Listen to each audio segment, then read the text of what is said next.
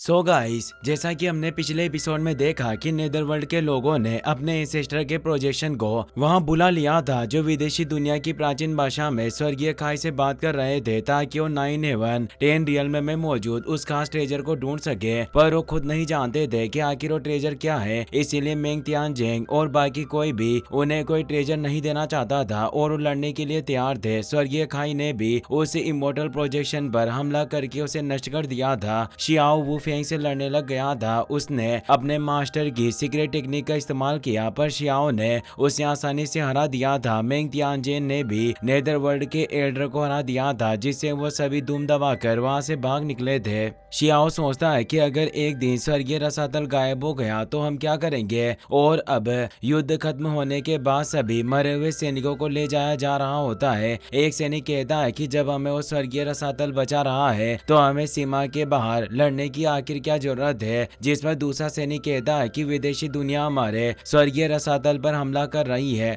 हमें आगे बढ़कर हमला करना होगा ताकि इसे बचा सके। सीनियर कहते हैं कि ऐसा नहीं है, ये सब सिर्फ तुम्हें ट्रेन करने के लिए किया जाता है ताकि कठोर और निडर योद्धा तैयार हो सके। आज आप सभी ने देख ही लिया होगा कि शायद एक दिन स्वर्गीय रसातल गायब हो जाएगा। जब वो दिन आएगा तब क्या होगा, नेदरवर्ल्ड के इमोर्टल यहाँ घुस आएंगे और खून की नदियां बहेगी। शियाओ को खुद पर गुस्सा आ रहा था, क्योंकि अभी भी वो इतना स्ट्रॉन्ग नहीं था कि अपनों को बचा पाए। तभी एंड किंग उसके पास आ जाता है और कहता है कि क्या तुमने मेरी बहादुरी देखी, आज वाकई बहुत मजा आया। मैंने बहुत से दुश्मनों को मारा, अफसोस कि मुझे कोई बड़ा शिकार नहीं मिला। शियाओ कहता है कि तुम तो एकांत में कल्टिवेशन करने गए थे पर इतनी जल्दी लौट आए। एंड किंग कहता है कि ऐसा होना लाजमी है, क्योंकि मेरे वंश का खून केवल युद्ध में ही निखरता है, लड़ने से ही हम और मजबूत होते हैं। और तुम अभी इस वक्त कहाँ रहते हो, मुझे भी अपने साथ ले चलो, मुझे तुम्हें आज के अपने युद्ध के बारे में बताना है। शियाओ मायूस होकर आगे बढ़ने लगता है, क्योंकि उसके स्टोन कबीले की हालत काफी ज्यादा खराब थी। एंड किंग पूछता है कि आखिर बात क्या है, तुम्हें क्या हुआ है। शियाओ कहता है कि तुम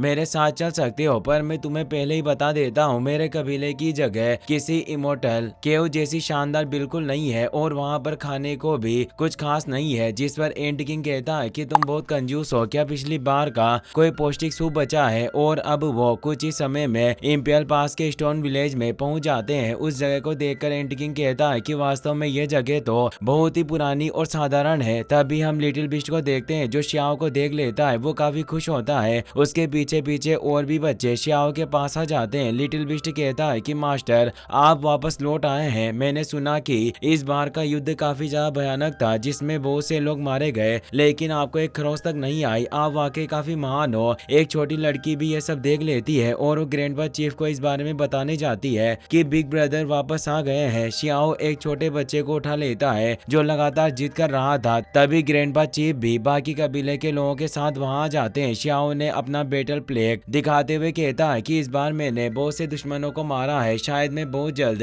अपने कबीले के पाप को मिटा दूंगा। पर ग्रैंडपा चीफ उसकी पूरी बात सुने बिना ही उसे खाने की टेबल पर बिठा देते हैं। वो सभी काफी खुश थे। सभी बच्चे भी खाना खाना चाहते थे, पर उनके पास इतना खाना नहीं था, इसीलिए ग्रैंडपा चीफ ने सिर्फ शियाओ के लिए खाने की व्यवस्था की थी। और ग्रैंडपा चीफ शियाओ से पूछते हैं कि क्या तुम्हें चोट लगी है, मुझे देखने दो। शियाओ कहता है कि बिल्कुल नहीं, मैं ठीक हूँ, आप भी मेरे साथ खाइए ना। जिस पर ग्रैंडपा चीफ कहते हैं कि मेरी उम्र में मुझे रात के समय खाने का कोई फायदा नहीं होगा, तुम जैसे होनहार बच्चे को ज्यादा खाना चाहिए, इसीलिए इन्हें गर्म गर्म खिलाओ। शियाओ देखता है कि बाकी सभी लोगों की प्लेट खाली है और बच्चे खाने के लिए लड़ रहे हैं, इसीलिए वो अकेला आखिर कैसे खा सकता था। इसीलिए वो अपनी फर्नेस को बाहर निकाल लेता है जिसमें उसने खाना पकाया हुआ था, जिसकी महक चारों तरफ फैल जाती है। इतनी सुगंधित खाने की खुशबू से सभी बच्चे खुश हो जाते हैं। शियाओ ग्रैंडपा चीफ से कहता है कि अकेले खाने में कुछ भी मजा नहीं है, हम सब मिलकर खाएंगे, इसीलिए आप आज मेरे लिए रात के खाने का नियम तोड़ दें और आज रात हम अच्छे से जश्न मनाएंगे। ग्रैंडपा चीफ मान जाते हैं। पूरे कबीले में खुशी की लहर दौड़ जाती है, सभी नाच गाना करने लगते हैं और शियाओ ग्रैंडपा चीफ के साथ चाय पीता है। ग्रैंडपा चीफ उसे बताते हैं कि मैं भूल गया था, पर दोपहर में तुमसे मिलने के लिए 2 लोग आए थे, जिसमें एक मोटा था और एक दुबला पतला लड़का इनविटेशन देने आया था। जीनियस लोगों का कोई सम्मेलन होने वाला है जो 3 दिन बाद बिलुओ लेक पर होगा। मोटे वाले लड़के ने खुद को तुम्हारा दोस्त बताया और उसने पूछा कि क्या उसके लिए भी कोई इनविटेशन है, जिस पर उस पतले लड़के ने उसे पीट दिया और उसने ये भी कहा कि इस सम्मेलन में रिस्ट्रिक्टेड एरिया के गेस्ट भी आएंगे और साथ ही इसमें लॉन्ग लाइफ मेडिसिन का सुराग भी है। साथ ही प्राचीन लोगों के द्वारा छोड़े गए खजाने का नक्शा भी है। इसीलिए वो यही तमन्ना कर रहा था कि शियाओ से भी अपने साथ ले जाए। अब हम 3 दिन बाद बिलुओ लेक पर मौजूद एशियन ट्रू इमोर्टल डोजो को देखते हैं, जहाँ काफी सारे लोग मौजूद थे। शियाओ भी काओ युशेंग को लेकर वहाँ पहुंच जाता है। काओ युशेंग उसे कहता है कि तुमने मेरी इच्छा पूरी की, आज से तुम मेरे सगे भाई हो, तुम जो भी कहोगे मैं वैसा करूंगा, पूरी तरह से तुम्हारी बात मानूंगा। शियाओ कहता है कि इसकी कोई जरूरत नहीं है, पहले से मेरे पास एक छोटा भाई है, मुझे और छोटा भाई नहीं चाहिए। मैं यहाँ पर फॉरेन रियल्म के गेस्ट को देखना आया हूँ, इसीलिए तुम इधर उधर मत भागना।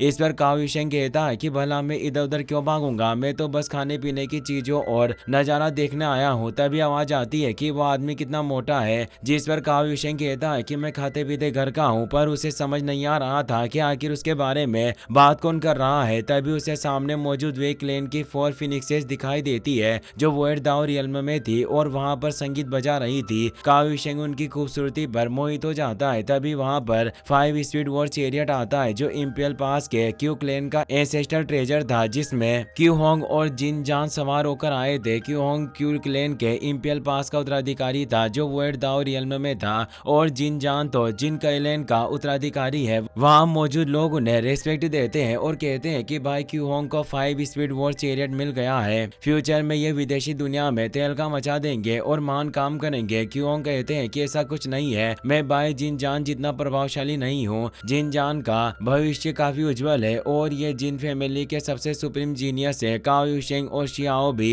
ये सब देख रहे थे। काओ युशेंग कहता है कि ये जिन जान तो वही वांग शी का मंगेतर है, कहीं वो यहाँ पर तुम्हें नुकसान पहुँचाने तो नहीं आया। शियाओ कहता है कि कोई बात नहीं, अगर वो हमें परेशान नहीं करेगा तो यहाँ पर शांति रहेगी, और अगर उसने हमें परेशान किया तो आगे तो तुम जानते ही हो कि क्या होगा। हम शांति से आए हैं और शांति से जाएंगे। तभी तेज लाइटनिंग के साथ लाइटनिंग वॉर चैरियट वहां जाता है जो तुओगो क्लेन का सीक्रेट ट्रेजर है, जिसमें तुओगो लुओयान वांग शी के साथ सवार थी और साथ ही तुओगो यू लोंग भी उसमें मौजूद था। काओ युशेंग कहता है कि इसमें कोई अचरज नहीं है कि वो जिन जान के साथ नहीं आई, क्योंकि वो इंपियल पास के बॉर्डर के 3 ग्रेट फैमिलीज के साथ अलायंस बनाना चाहती थी। एंड किंग कहता है कि हमें सच में इन सभी से केयरफुल रहना होगा। शियाओ कहता है कि चिंता करने की कोई बात नहीं है, हजारों भेड़ें भी एक शेर को नहीं हरा सकती। शेर भेड़ों का शिकार करता है, अगर एक व्यक्ति के इमोर्टल होने से ही हेवन और अर्थ बच सकती है तो फिर डरने की क्या बात है। और वहाँ पर और भी यंग जीनियस आ जाते हैं और वो सभी वांग को भी वहाँ देखकर खुश होते हैं। इसी के साथ यह एपिसोड यही खत्म हो जाता है। अगर आपको वीडियो पसंद आया हो तो इसे अपने दोस्तों के साथ शेयर करें, साथ इस वीडियो को लाइक करने के साथ साथ चैनल को सब्सक्राइब जरूर कर लें। Thanks for watching.